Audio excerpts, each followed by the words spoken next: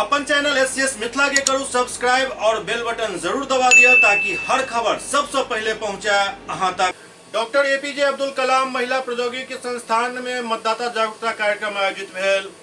Doctor APJ Abdul Kalam महिला प्रौद्योगिकी संस्थान में राष्ट्रीय सेवा योजना इकाई के तत्वावधान में मतदाता जागरूकता अभियान कार्यक्रम के आयोजन किया गेल। कार्यक्रम के उद्घाटनकर्ता स्वीप आयुक्त मणिकांत झा, मुख्य अतिथि के रूप में जिला कार्यक्रम पदाधिकारी बाल कल्याण विभाग दरभंगा डॉक्टर रश्मि वर्मा, मुख्य वक्ता के रूप में सदर सीडीपीओ श्रीमती निभा कुमारी, ललित नारायण मिथिला विश्वविद्यालय दरभंगा के राष्ट्रीय सेवा योजना इकाई के संयोजक डॉक्टर विनोद कुमार बैठा उपस्थित छला।